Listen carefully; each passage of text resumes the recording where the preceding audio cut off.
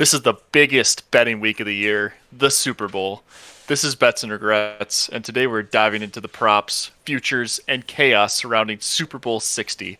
Seattle Seahawks versus New England Patriots, with everything from anytime touchdown scores to halftime antics and side surprises. It's the one game where everyone bets a little too much, debates every angle, and treats the halftime show like it's its own slate. Whether it's player props or unlikely futures, we're breaking down the bets you'll actually talk about on Sunday. If you're rolling with any of these picks, follow on Spotify and save this episode so you've got it ahead of kickoff. All right, let's get into the Super Bowl. I'm Brogan. I'm Sean. And I'm Nick. And boys, we have some shots to take. Not many. Apologies. We did end up taking last week off. I promised that we won it, I think, and then we ended up taking it off. However, in the championship round of the NFL season, championship weekend, we went 5-1, 5-1, and 4-2.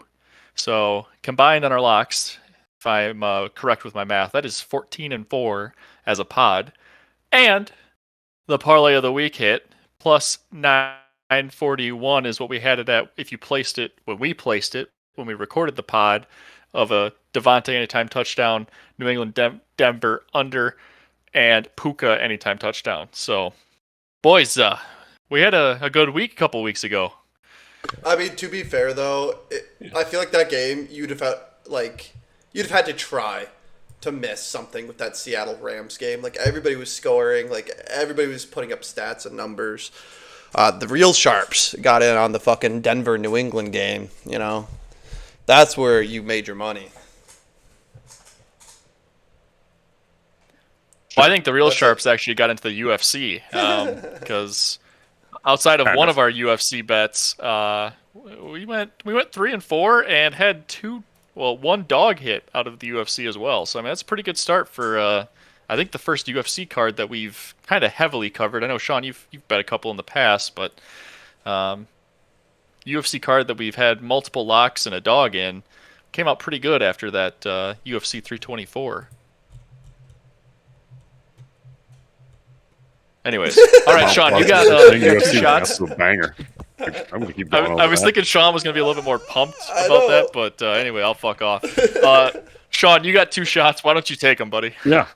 No, I got them. I'll be drinking some more Captain Morgan, and I'm not as pumped because actually the only UFC that did not hit was my parlay of Charles Johnson and Paddy Pimblett, and Charles Johnson is now blacklisted for me. He 0-2, I believe, in his last fight. The 2 fights ago didn't really show out. I just thought that was a camp thing. And then I just watched him get absolutely dog-walked against, I don't even know the dude's name, but he's either on my don't bet or if I'm a bet against him list. And that was parlayed, unfortunately, with Paddy the Batty Pimblett, who he was in an absolute war with Justin Gaethje, and unfortunately, Gaethje won that one. It was a hell of a fight, though, I will say. So that one was really my only definite miss of the last week or 2 weekends ago, you could say. My other one, ended up going 4-2. So my other UFC bet of the Silva parlay, Natalia Silva and Jean Silva both hit, and Natalia Silva won. I think that was kind of questionable. There were a couple questionable ones that I don't know necessarily how some of them hit, but they got it done. I mean, what is she fighting? Thug Rose, and Thug Rose absolutely won. Everybody that I was watching that with is like, what the hell's going on? And then the O'Malley fight happened, and we're like, what the hell's going on? So questionable scoring, but overall pretty good cards for the first 2 weekends of the UFC. So very excited that that's on Paramount for a lot cheaper, even though I'll probably still be illegally streaming it. Don't sue me, Dana. So that one hit. I did have a Denver first drive punt. I really thought I turned into the game a little late, and I saw it was 7-0 at like super early on. So I just assumed that Denver scored right away, but they scored their second drive because there were 2 punts in a matter of 3 combined minutes in the NFL. So that was sad. The Seahawks won. They covered the 2.5. Devontae Adams anytime touchdown hit for the parlay of the week for me. So I ended up going 4-2. And the last one for me that didn't hit was Kenneth Walker 20 rushing attempts. Now, for those of us that would still remember the game, it was at the end of the game. Really, I probably shouldn't have been this close, but Kenneth Walker was at like 15, 16 carries, and they were just trying to kill out the drive and everything. And pretty much all they got to do is just run it 2 more times or whatever to get it. So Kenneth Walker gets the first rush. I'm like, awesome. He's sitting at 19, really pretty. And I'm like, this will be perfect. Say like they can't take a knee or anything. They got to punt it back to him. So they're just going to try and bleed the clock out, whatever. Well, they're giving him the ball, and then Sam Darnold tries to do an RPO minus the passing option and just tucks it. Doesn't attempt to run. He just kind of goes down, and instead of Kenneth Walker possibly breaking one, possibly icing the game or whatever, you are looking at giving the ball back to the Rams. And granted, there wasn't a whole lot of time on the clock, but come on, dude, give me one here. That's a bunch of junk. I expect you to make up for that in the Super Bowl. So I went 4-2. Thank God we finally have an above 500 week for the locks. I only got 2 shots. Again, Captain Morgan, spiced rum. Here we go. All right, Mr. Bear, do you want me to go? I mean, go ahead. So last week went 5-1. Stafford over 250. Kyron Williams anytime touchdown. The New England Denver game bet on the under. The Drake May over on his rushing yards, and I doubled down on the New England Denver under because I just knew that was just going to be a fucking disgusting show to watch. Do you know that snow was coming? Did not know the snow was coming, but like I don't know. New England is kind of weird with their scoring. The only thing that I did not fucking cash out on was Evan Ingram with 22 receiving yards. He actually ended off with 19. So we were close, but no cigar, unfortunately. I think it was 2 receptions for like 19 yards. That's just it be how it be sometimes. It be how it be sometimes. So we'll be taking one shot, just plain old vodka, the tried and true. So yeah. All right. Well, then, I also went 5-1, like I said. 2 UFC bets, Gaethje Pimlet over 2.5. That thing ended up going the distance. I mean, Gaethje said it was going to be a war, and it was a war between those guys. So that hit pretty easily. Also had Natalia Silva and Sean O'Malley parlayed on the money line, minus 118.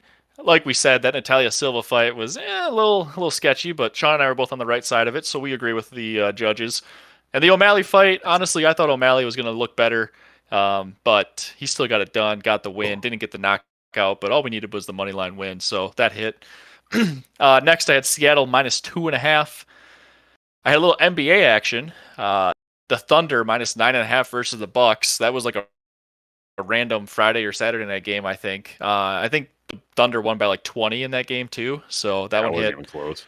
And then the parlay of the week, I had Puka anytime touchdown. Like Nick was pointing out, that game was kind of fireworks. So if you, all the stars were scoring in that one, so that helped.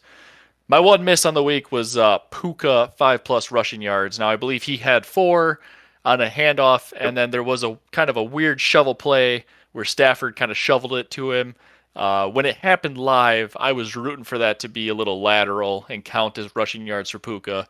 After seeing the replay, I mean it wasn't backwards, Pushed it but forward a little bit. it would have been nice if it was. But I only got one shot after that, so I'm going back to Old Faithful Jack Daniels for one here. Nice, yeah. Overall, not a bad championship week though, and hopefully we can parlay all this good fortune into positive Super Bowl bets. Which just roll that shit over, baby. Should be a good time. Hell yeah! I don't know. Let's it's so weird. Go ahead. It's so weird seeing the Patriots like in the Super Bowl. I don't know how I feel about it. Rematch of 2015, dude. Yeah, it's kind of funny. Vrabel's a good coach. I'm fine with it. It's kind of funny that they added in that 1 yard line prop bet. That's probably my favorite prop bet Yeah, out of everything. Is that's just totally a troll. Like everybody knows it's a troll. some shots fired.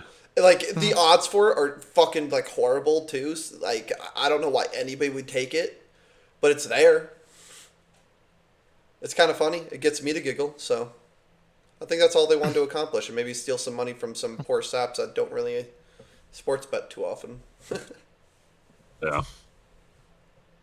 Well, I know we're a little late, but we can recap championship week since we missed it last week. But obviously, Patriots went into Denver, got out a gritty win against the Broncos, against Jarrett Stidham, replacing Bo Nix, and man, it turned into a snow globe in the second half of that game.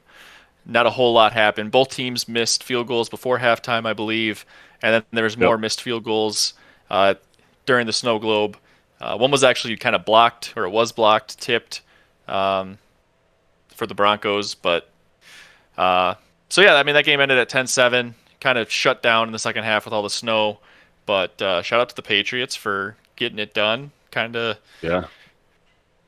it's a team of destiny, I guess, going And, 14-3 well, when nobody expected them. the biggest takeaway from that game, again, it's a couple weeks to sit on it and everything, and Sean Payton overthinking, I believe it was like 4th and 1 at the Patriots 15 and deciding to go for it and throwing in. Everybody thought it was an interception, but it was an incomplete pass or whatever, which, I mean, in that situation, especially if you know weather's coming and points are going to be Scarce. just a commodity to come by, like, yeah, you got to take those points. I don't necessarily know what he was thinking, but It's kind of the new age of thinking. and in the ultimately NFL. cost him. It's the new age of thinking, man. I mean, people are going for it now on their own 40, like anywhere from their own 35 to 40, because the nerds up in the booth say, go for it. Like, it's reckless. You got to still play field position. I mean, it's still football. Yeah, I mean, when Ben It Johnson wasn't was gonna be a doing it against the shootout. Packers, it was kind of wild just to see them keep doing it over and over and over again. It's like, holy shit, guys, you're on your own 30-yard line right now. Like, what are you doing? They won, but That was more of an implosion. We can get in on that one later, but I don't really want to get Yeah. into it. Well, and then in the NFC Championship, the Rams headed to Seattle. Seattle took care of the Rams at home, 31-27. Rams had a chance to win that thing at the end. This game was back and forth kind of the entire way through. Just as all of the, I feel like there's been a lot of epic battles in the NFC West this year. All of them have been pretty good. And man, the man. Rams and Stafford had a chance to win it. Well, at least go ahead. Maybe not necessarily win it because Seattle would have had a chance too, but go ahead with like 5 minutes left. They had a 4th and 4, I think, knocking on Seattle's doorstep and couldn't get in. yeah, picked off, I And, believe, right? Josh McDaniels just won Assistant Coach of the Year. Shout out. Nice. But yeah, Seattle gets the win, and now we get the rematch of the 2015 Super Bowl, I believe, with New England in Seattle. As Nick was bringing up the famous game where Pete Carroll decided to throw the ball with Russell Wilson on the 1-yard line instead of handing it off to Marshawn Lynch, and Malcolm Butler jumped in front of it. That was so dumb. I still don't. How do you do that with Marshawn Lynch, bro? Well, I don't know. It's a learning moment, I guess. We'll see. We'll see if the Seahawks have learned or not. But before we get there, there's been some news around the league, I guess, that we should probably cover quickly. This already happened, but I feel like it's a good talking point. Shedeur Sanders replaced Drake May at the Pro Bowl. As he should. I wanted that one, yeah. No, I have a massive problem with that. Why? He didn't play half the season. I get that there was a decent chunk of quarterbacks that I'm a Shedeur Sanders fan too. Don't get me wrong, but he is not deserving of that. I would rather have Tua. I think he was mentally able to play, right? Well, Trevor Lawrence there's had a couple other 40, 30 something touchdown, like high 30 touchdown passes or whatever, and he didn't make it. Yeah. So, but there were also I also don't like the idea of just declining the Pro Bowl, which personally I think if you decline the Pro Bowl, you don't get a Pro Bowl nod on your all-time resume. That's just Yep. my opinion. But either play for it and earn it or not. I mean, I don't know. Did either of you guys watch the flag football game? No. No. No. I feel like that's for younger kids, but I loved it when it was still pads in Honolulu and shit, and they still kind of tried, but yeah, disappointing. Yeah, it's just I don't Sad state I of miss affairs. like all the like events that they used to do. Like I don't know who could throw it the farthest. And I just remember watching, Right. like Brett Favre do that against like Drew Bledsoe and shit like that. Like that shit was always so Yeah. fun to like watch. Yeah. So did they not do any skills challenges this year either? Is it just literally flag No, they football do and that's they it? do dodgeball Yes, like other shit. Oh, They do nice. certain like it's yeah. I just don't I think don't they're exactly know what football else they related do. anymore, aren't they? I don't know. Let me check here. It's like But yeah, let's see what the Pro Bowl skills challenges consisted of.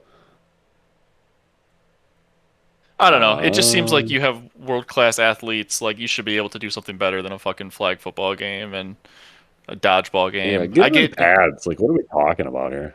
right. I mean, back in the old days, Sean Taylor laying out punters in the Pro Bowl. Like that's when Yeah, America wasn't soft back those days. You know. no, that's disappointing, but it is what it is. I guess at the end of the day, like it's there for the players to kind of just pat themselves on the back. But I think my Yeah. opinion still holds strong, at least for me, that either accept it and play or don't, and then it doesn't count towards your 15 to 16 time Pro Bowl quarterback or whatever. Well, shout out to Sanders though. I mean, he gets picked Yeah. after Dylan Gabriel, obviously, goes into Cleveland, leads them to what, like 4 wins?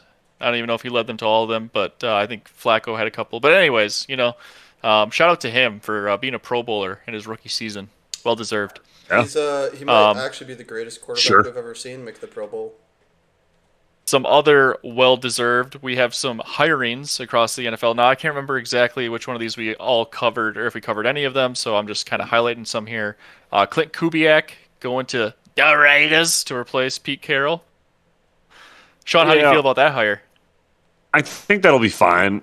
They got a lot of shit that they need to like figure out, and we'll see how good of a coach Kubiak is. They'll be able to have the pick of the litter. They're going to get Mendoza. I mean, they got GT. They need to really fix that offensive line, but they have pieces, but they don't have close to a full I team think if or they go anything for resembling that Mendoza, yet. it's gonna send them back to the fucking Stone Ages. Like I just don't think that would be a good pick for the Raiders at this point. See, I was out on Mendoza.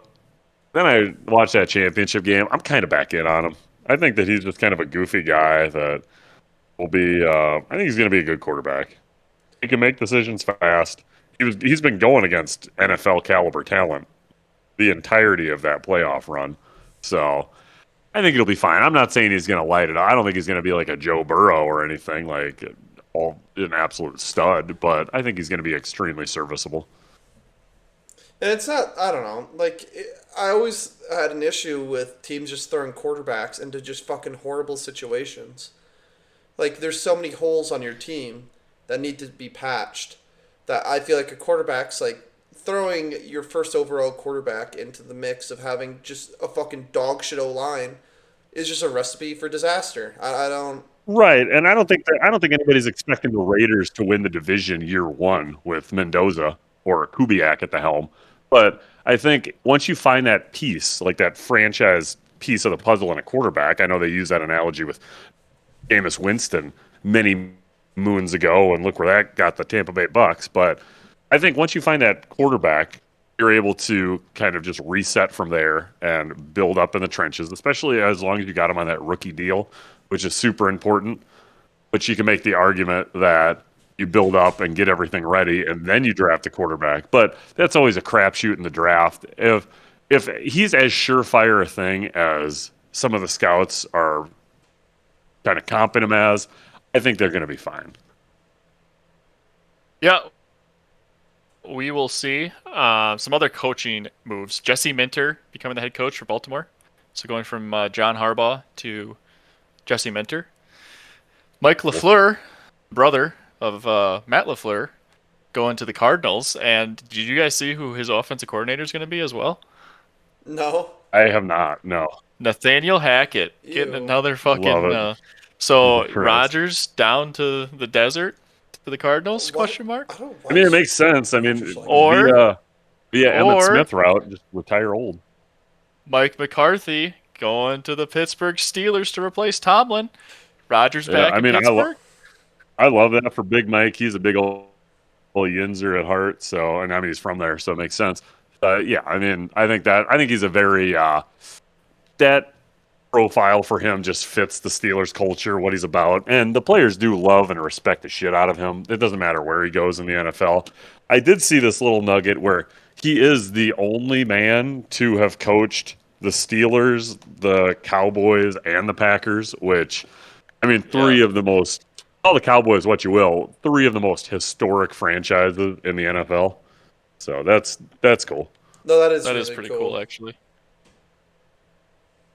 Um, I guess last piece of the news that I had listed here, Hall of Fame related. Bill Belichick and Robert Kraft are not getting inducted into the Hall of Fame. Is the rumor? Obviously, the official Hall of Fame announcement has not been made yet. Are we upset?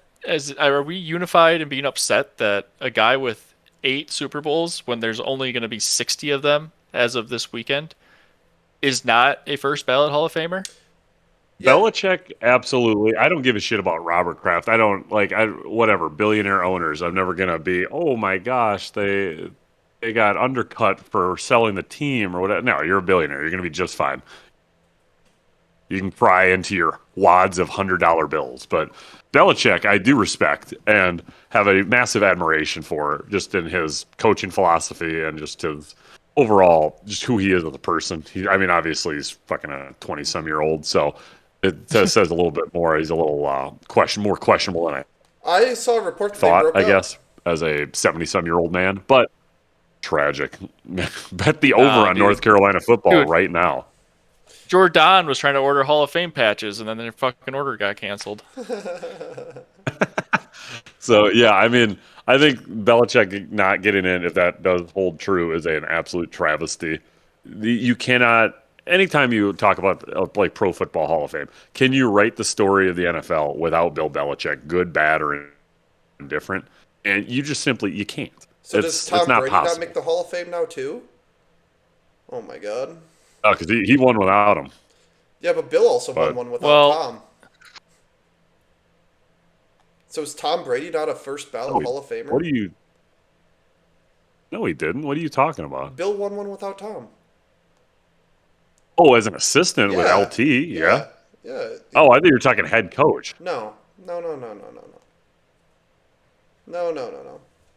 well, so Gotcha. like, I heard Tony Dungy talking specifically on the Pat McAfee show this week, but apparently, and I wasn't, I guess, aware of this, but how they vote, right, on the Hall of Fame has changed.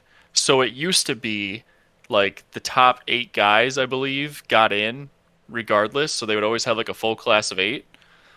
And then I think, I don't know I forget the exact year, but a few years ago it changed to where you got to get 80% of all of the Hall of Fame voters' votes to get in. So then now it's a problem because you kind of starting to get like Belichick. a backlog of Yeah, I like, mean, also the media fucking hates Belichick. well, and Belichick's not that problem, but like, you get a few guys in a year that don't get in. Well, then now those guys are still up for the next year, and then they're fighting even more competition. So basically, like what Tony Dungy was saying is like you get to the point where you have to pick 5 guys, or what you have to pick your guys as a voter, but then there's multiple people that are like able to get in. So you get into this paradox, right? Of like you might have a bunch of guys that are in like the 70% range, but because they don't reach the 80% threshold, they don't get in. And then it's just like Yeah. every year that they don't get in, they have to fight more and more competition, I guess. Yeah, but that's also the Yeah. dumbest thing ever because how the fuck is Bill Belichick fighting competition? Right. I mean, that's fair. Like, so I don't know. It's kind of messed up, I guess, that the Hall of Fame does not have a first ballot Hall of Famer for Bill Belichick. Like, who can be a first ballot Hall of Famer then? Yeah, like I don't know. The last first ballot So, we'll see is Aaron all right. Rodgers. Well, we can get over apparently. that stupid talk. Let's let's get into the Super Bowl. The reason, if you are listening, you're probably here anyways. So Yeah, we got the New England Patriots technically as the away team, Seattle as the home team, but it's out in San Francisco. Seattle is a 4.5 point favorite in this. I think it opened at 3.5 maybe, but it's been at pretty much 4.5 ever since. Public is on Seattle, I believe. We all went 1-1 last week. Sean, do you want to go first for the Super Bowl? I'll round it out. I'll All round it right. out. You guys have had a better overall record than me throughout the year, so. All right. Well then, Nick, I'll go first. Sure. I'm gonna take the Patriots plus 4.5. Why? I don't know. Well, actually, let me tell you why. I believe there's a stat out there about teams traveling west for the Super Bowl outperforming the team that travels east for a Super Bowl. Now, you could argue that the Seahawks are only traveling south, but with the Patriots traveling west, that fits that trend. I don't know. Like, I feel like the Patriots don't really have any pressure on them. They haven't been expected to do really anything this year, and now they're here. Whereas Seattle, I mean, I don't know. Sam Darnold's got to be in a pressure cooker. He hasn't blown up in a little bit, so that's got to be coming, doesn't it?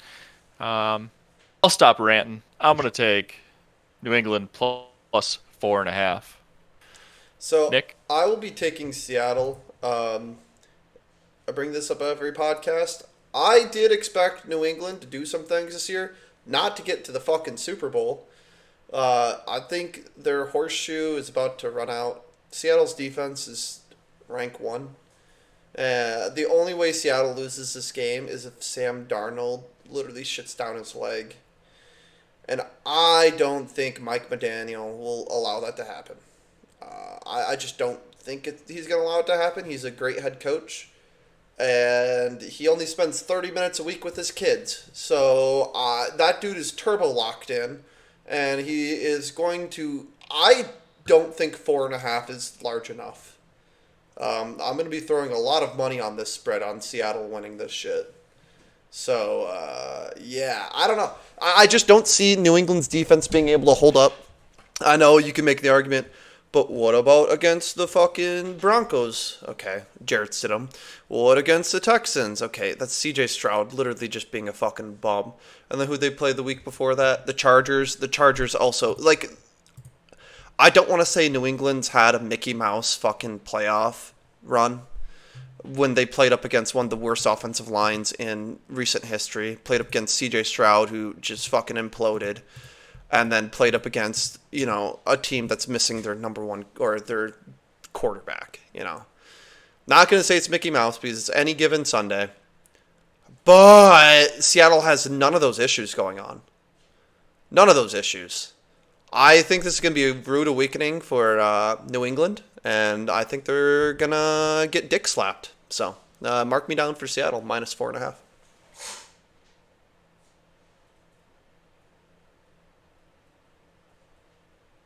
All right. Guess that means it's my turn. So I just have come to my conclusion. Again, the classic. I was going to defend this one tooth and nail either way. So if you ever want to watch a all-time fantastic gambling movie with Matthew McConaughey and Al Pacino, check out Two for the Money. It's a really fun time, but without giving too much of it away, the end of the game, I don't think they have licensing for the actual teams, but it's essentially the Super Bowl, and Matthew McConaughey is all kinds of fucked up, and he's like, ask me how I picked. And he flipped a coin for the Super Bowl and the total for the Super Bowl, and that's exactly what I just did.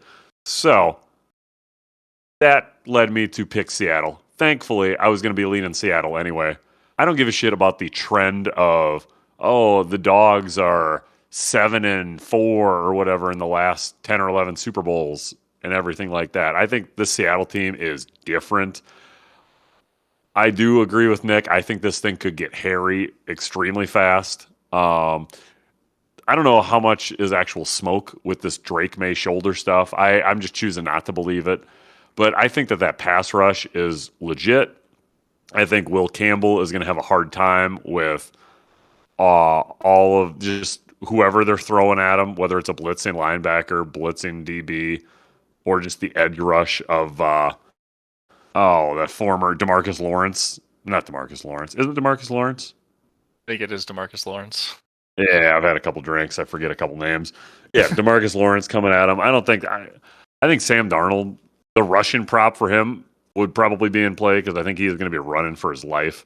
I have it in my notes here. I'm going to be alting this puppy at least up to 9.5 and possibly look to be 13.5. But for the Seahawks to win, that is by 4.5, 5. That is a smash spot for me if I've ever heard one. So, yeah, without a doubt, give me the Seahawks. I just need Sam Darnold to not turn into a pumpkin for 4 more quarters and just not have him ride off into the sunset, but mostly just as an also fuck you to Vikings fans everywhere for letting that quarterback go. And I did see plenty of videos in Minneapolis this week of people wearing Vikings jerseys at ICE protests and saying, "Oh, I thought we were here for the Vikings front office march," but which pretty funny. But Bye-bye, Mensa. yeah, so take that with what you will. What? Mensa, their GM, got fired, if you didn't know. Yeah. Yeah, I mean, when you get rid of Sam Darnold, he goes to the Super Bowl, possibly has a chance to win it. And you sign, I don't even remember his name, Michigan guy. JJ Not McCarthy. gonna work here much 9. longer. Yeah, that one. Yeah, I've rambled enough. Seahawks.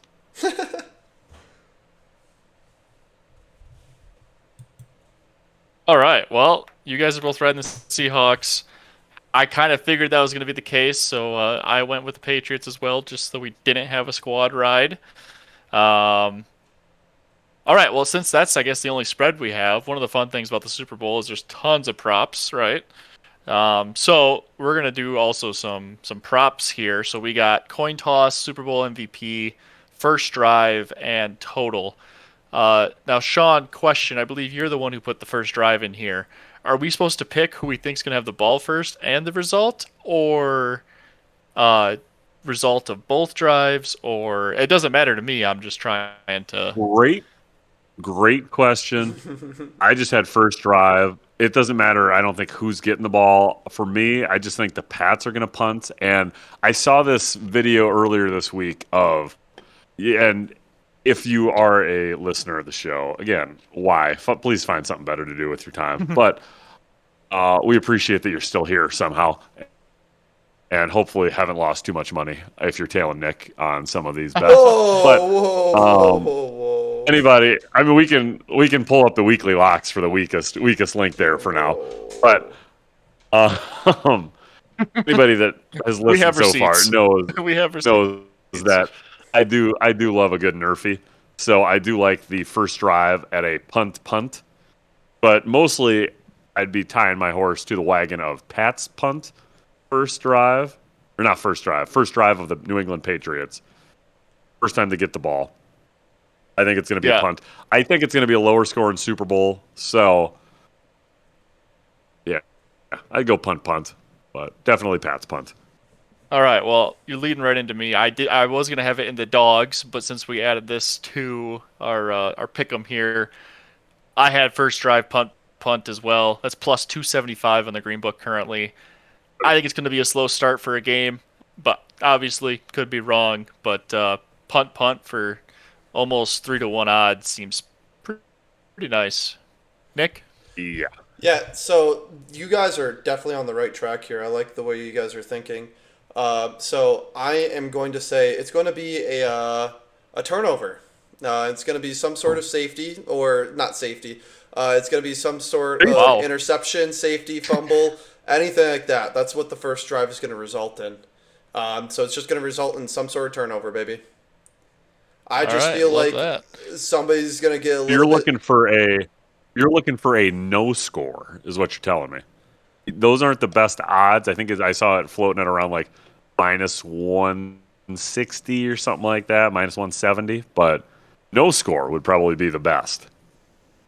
I think he wants Then you still turnover get though. that. No, I think I want turnover. Well, I know you got turnover, but No, I think I want I don't turnover. know. I think the safer route would because you can factor in that punt. I mean, crazier shit has happened, but No, totally. All right, well then let's go to the total. Let's go to the total since we're going punt, turnover, and punt. Uh, Sean, I think that means you and I are both definitely on the under. I am also on the under. The over here. Nope. We're squad riding on the under. As much as I don't want it to be All a right. squad ride, I just don't believe in the Patriots that much. I just don't. I'm sorry. Yeah. Well, currently the total is 45.5. I think that's kind of also it's where it's been around. So we're all taking Now, the under the 45.5. Seahawks could get this by themselves potentially. I don't know about that. It could be a All right. dangerous time. Well, so then since you guys are both on the Seahawks and I'm on the Patriots, let's move on to our Super Bowl MVPs. Is anybody going to be unsquare, maybe a triangle, and go with somebody besides a quarterback? Sean, who's your Super Bowl MVP? So my Super Bowl MVP that I would be comfortable giving out to anyone that listens to this would be Sam Darnold at plus what is it, like 120? Yeah, plus 120. I will be sprinkling a little bit of money on JSN plus 550. Again, that's just I'm putting way more money on Sam Darnold and just sprinkling a little bit on JSN because I was trying to think of any avenue, and Kenneth Walker would have to have a James White-esque performance from like 10, 15 years ago from that Patriots And James White didn't even Falcons win it. game where they came back. And yeah, precisely. So it's so quarterback driven. It's like the MVP award now, like the regular season MVP. They just give it to unless like Rashid Shaheed has a punt return and like 2 receiving touchdowns, or JSN has 3 touchdowns and nobody else does anything. But even then, you can make the case for Darnold. So I'm thinking Darnold's probably the safest bet here. It just depends on like how JSN scores those tuds. You know, if like JSN's like fucking mossing motherfuckers, or he's juking people out, like making plays. But yeah, I mean, I completely agree with Sean. It's become. But then all those yards that he gets to Sam Darnold Exactly passing. So I mean, he can look super cool in the first quarter, and people can forget about it. True. Yeah, so it's just hard to not go with a quarterback here. It's just really hard not to go with one. So I will also be tailing Sam Darnold. All right. Yep, and I agree exactly with what you guys said. So I have Drake May at plus 240. Now I do want to point out, if you like the Patriots, but you don't want to go Drake May, obviously there's Ramondre Stevenson or Stephon Diggs. Marcus Jones, though, I think he's currently plus 6,000. I've heard some things on him. I don't think it's going to happen, so I didn't want to put it here as like, if Patriots win, it's going to be Drake May. But Marcus Jones returns punts. He's had 2 punt returns for a touchdown this year. He's also obviously a defensive back for them. Corner. He had 3 interceptions this year in the regular season. Like, if things get weird, Sam Darnold explodes, and Marcus Jones returns a punt for a touchdown. He could. Stats department doesn't have that readily available. But I guess that's on me. I should have been returner, more prepared with that one. Give me a minute. returner, and can make plays, and in the defensive backfield. If you're going to go anybody on the Patriots besides Drake May, I think Marcus Jones is the flyer at plus 6,000. A little 60 to 1 sprinkle, maybe. Yes. So Marcus Jones this NFL season has had 3 touchdowns. Yeah. Not sure what they are, but I mean, 2 are punt returns for sure. I don't know what the other one was, if it was interception or fumble recovery. But yeah, so that's what's going to take, obviously, for Marcus Jones is he's going to have to at least have a pick 6 fumble recovery, and probably a big punt return too. But yeah, if Sam Darnold explodes, could happen. I fucking hate this game. Fumbles recovered 1, interceptions 2, touchdown 1. It's not telling me anything else. Oh no, that's 2022. So all right, fumble recovery. He had fucking okay. Yeah, no idea. Either one, but Marcus Jones would be, the only other safe bet. All right, well then let's go to maybe the most exciting bet of the playoffs, of the Super Bowl, of the entire NFL season potentially, the coin toss of the Super Bowl. They say it's 50-50. I think it's been 31-28 in favor of tails. The stats department is correct on that. So tails has been slightly heavy, but very close to 50-50.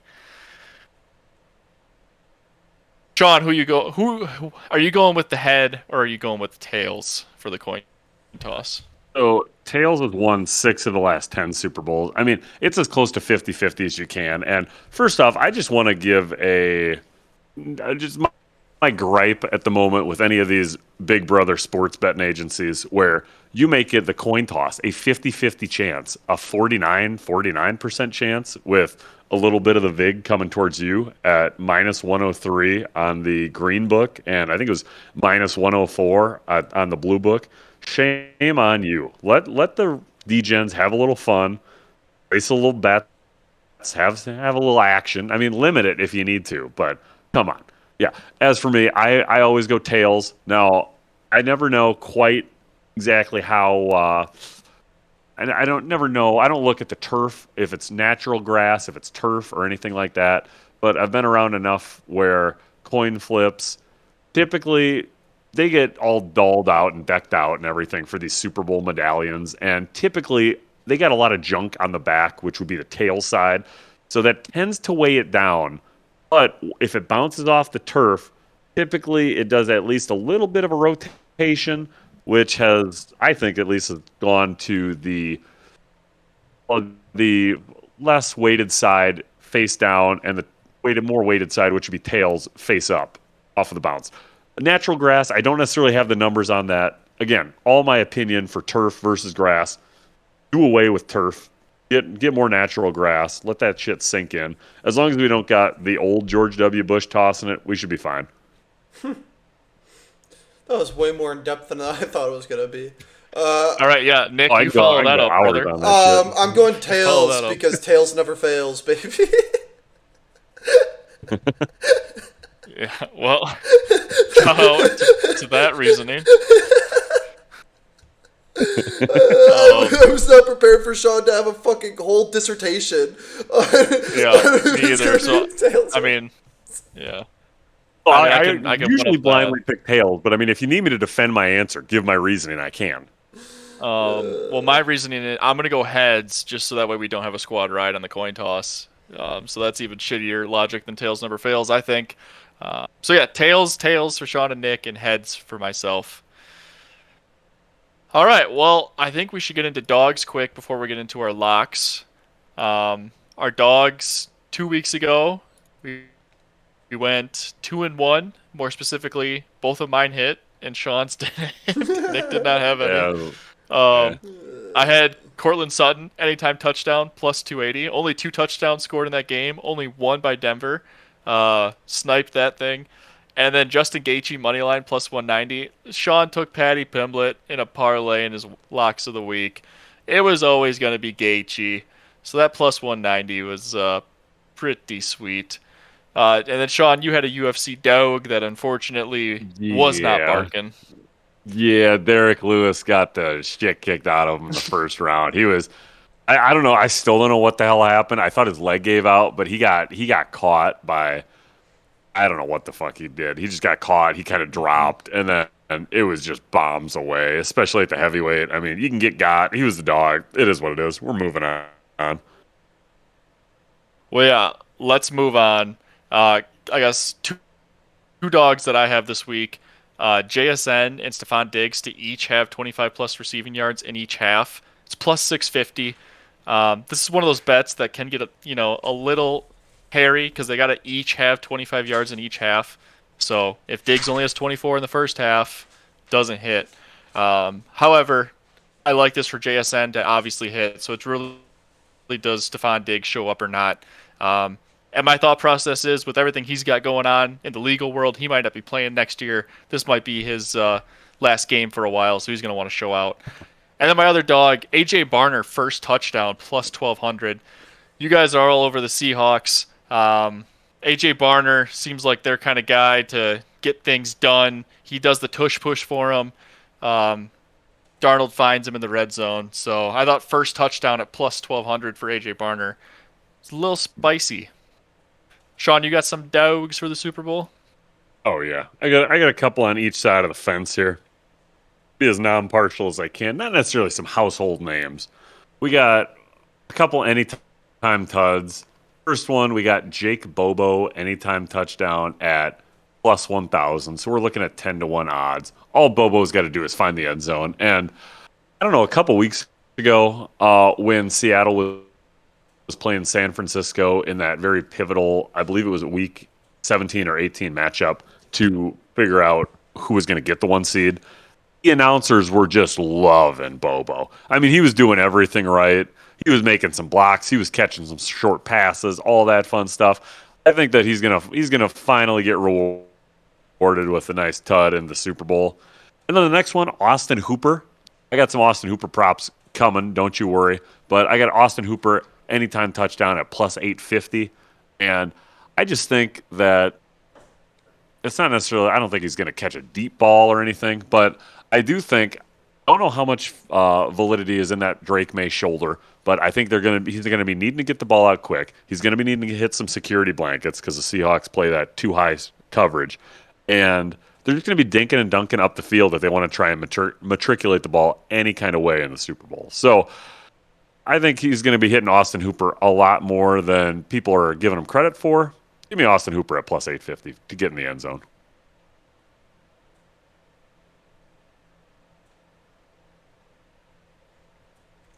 And then for me, Dogs. I have no Nick? dogs.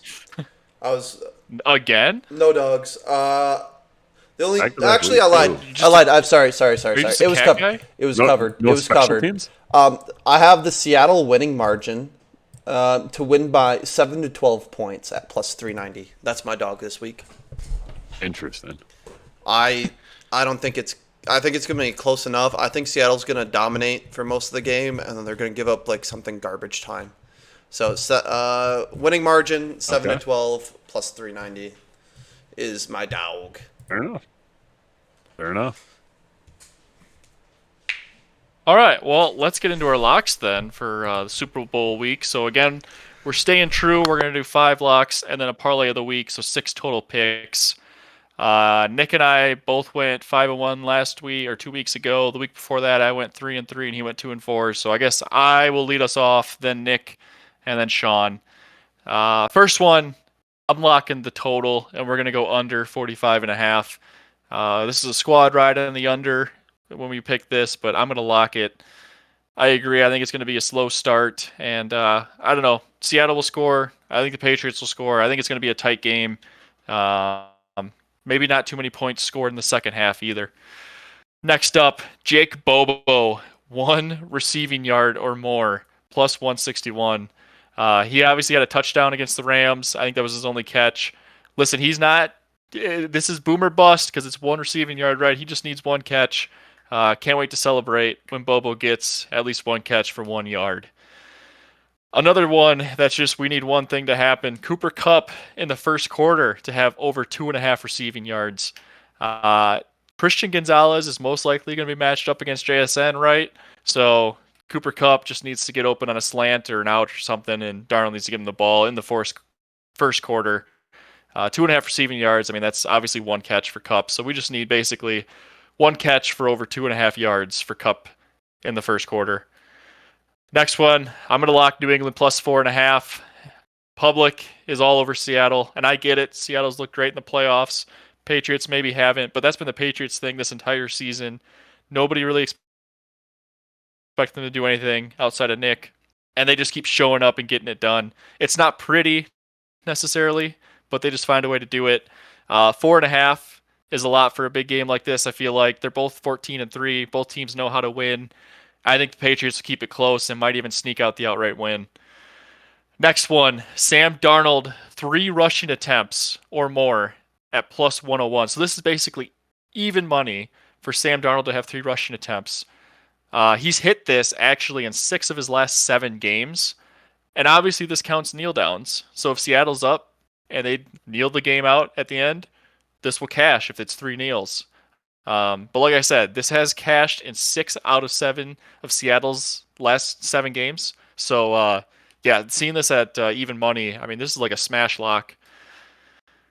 All right, Nick, you want to go with your locks next? Yeah, so I'm doubling down on Seattle.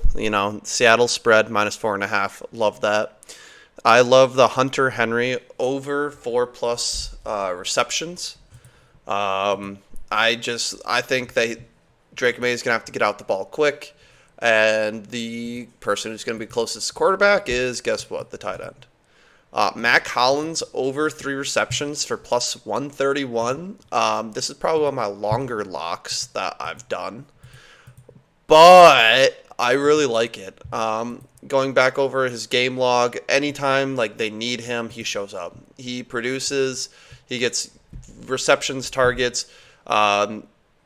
Towards the front half of the season, he didn't get a whole lot of work. Towards the back half, he's starting to get a lot more work. So I think that 3 reception mark is beautiful for Matt Collins, especially at +131. I am loving the under for this game. So just like Brogan, I'm going with the New England Seattle under. I don't know. I just don't think anybody's going to be putting up just a shitload of points. It just doesn't make sense in my little head. And then while Brogan was talking about the Cooper Kupp quarter one, I was like, is there a fun one on there? There is. Stephon Diggs, same thing, first quarter, over 5 receiving yards for -146.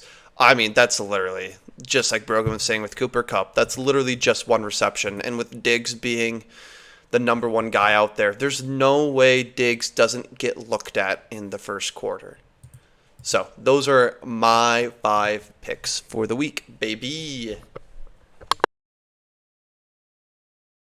I'm going to pivot a little bit just because we're all on New England Seattle under. I'm going to add that. That was my line for my parlay of the week, but I am going to transition that to Austin Hooper over 9.5 receiving yards. That's all he's got to get, folks. 9.5 receiving yards. And like Nick was saying, I think it's going to be with who is it? Hunter Henry. I think it's going to be a great day for the New England tight ends. Ideally, they're down, so they're going to be just having to pass the ball. Jesus Christ, I can't spell whatever. We'll deal with that later. And yeah, I think Austin and Hooper over 9.5 receiving yards for my parlay leg of the week. Otherwise, my other legs are going to include that the likes of Hales for the coin flip, because why not get as close to a 50-50 shot as we can? Make it work a little bit. Next one, because the under is going to hit, this is going to be very directly correlated with it. Punts. Total punts in the game is going to be over 7.5. I think that we could very well see the Patriots hit the 4, possibly 5 punts in the first half, and Seattle at the end of the game going to be maybe getting a couple there every once in a while. So I think that's going to hit. I believe I was looking at this earlier, and it's like 5 and 3 in the last 8 or something like that. So it's close. It's up there. Next one is going to be Kenneth Walker over 22+ receiving yards. I think that they are going to have George Hilata, I think. I have no idea what his name is, but the backup running back for Seattle, he was exclusively pretty much in there for pass game. Excuse me. The passing game last week. So I think that they're going to have a little bit healthier of a mix, and I think they're going to hit Kenneth Walker out of the play action. And if they get him in space, this New England team is extremely susceptible to pass catching running backs. I know Bijan Robinson burned them really early on in the year. They absolutely torched them. A couple other teams have gotten them with pass catching running backs. So I think Kenneth Walker in open space is going to be a really, really tough out for this New England defense. And then I got first New England drive is going to be a punt. Like I said, I mean, that's the theme for the Super Bowl. I'm hoping it's going to be a little bit more exciting than last year's blowout snooze fest where the Eagles absolutely dominated the Chiefs. But I think there's still going to be a healthy amount of punts, maybe 9, maybe 10 punts in a game. That is what it is. That's fine. 5 and 5 by each and still hit that under. That would be just peachy. Next one is going to be, let me see here. Fuck it. We're just going to go Seattle. I was going to do something fun with like a, you know what? Let me see the odds here. We'll do it live. We're going to go double tight end because, boy, oh boy, if you've ever played Madden against me, you know I love my 2, maybe 3 tight end sets. And I'm going to go Hunter Henry over receiving yards, whatever that is. I think it's like 50-something. So Hunter Henry, receiving props. We are going to go, oh, God, 40-plus yards. You kidding me? 40 yards for Hunter Henry. That's all he's got to get at minus 114. So there you have it, folks. That's my picks. All right, and then for the parlay of the week, Sean added the total being under to 45.5 because he's a gentleman. And then also had Austin Hooper over 9.5 receiving yards. Nick, what's your parlay of the week pick? Doubling down on Mac Hollins, baby. Over 3 receptions. Hell yeah. And then I am getting spicy for the parlay of the week. Listen, we hit it 2 weeks ago in the championship week. We're hitting it again in the Super Bowl. And I'm adding some spice to it. JSN 1 rushing yard plus 255. I mean, I can hear you laughing at home. There's nobody listening, but I can hear you laughing. However, Christian Gonzalez on him. They're going to need to get creative to get him the ball. It's the Super Bowl. Weird things happen. He just needs 1 rush. That's kind of the story of my locks for the Super Bowl. Just need one thing to happen for a majority of them. But anyways, so if we throw in Austin Hooper over 9.5 receiving yards, Mac Hollins over 3 receptions, JSN 1 or more rushing yards, and the total under 45.5, that comes out to plus 2,900 or 29-1 for the parlay of the week for the Super Bowl. Oh, That's fucking Nick, nasty. I'll be you betting like that one. 29xing your money? I would love to 29x my money. And I feel like that. Actually, I don't feel like I know this is guaranteed. Yep. So this is not gambling advice, but 29-1 means that if you bet $10, your total payout will be $300. Shit. Batman. So- Shit. Yeah. I mean, obviously. A lot of money. It's rent Right. money. I'll put $1,000 on it. How much do I make off of $1,000, Brogan? Mr. Math Guy? Well, that would be Wouldn't it 30,000. just Well, be you'd make 30K? 29,000. You make 29,000, but you'd get a total payout of 30,000. Oh my god. Oh my god. So, yeah. A lot of And bills. if you bet A lot of bills. $1 million, you'd get $3 million. Oh my god. So, yeah, we're gonna be rich after the Super Bowl. So if you want to join us, hail wisely. All right, boys. Anything else for the Super Bowl? I guess can't believe we're already here. What an exciting NFL season it's been, and hopefully we get a banger on Sunday night. Yeah, that should be a good It's game. it's sad that it's over, but happy that it happened. Yep, and we will definitely be back. We will not go into hiding after this. We will find some other things to wet our whistle once the NFL's gone for a few months. So don't go anywhere. Continue to like, comment, and subscribe because we'll be coming back. Woo. All right. Right. Anything else, boys? Nope. Good luck betting, everybody. Wow. All right. Yeah, Well, happy Super Bowl. that's the Super Bowl card. If you're riding with any of these props, hit follow on Spotify and save this episode so you've got it on game day. Thanks for riding us for all football season. It's been one hell of a journey. The NFL might be done for now, but Bets and Regrets isn't going anywhere. Woo! We've got off-season content, futures takes, and more bad ideas ahead. Bets now, regrets later.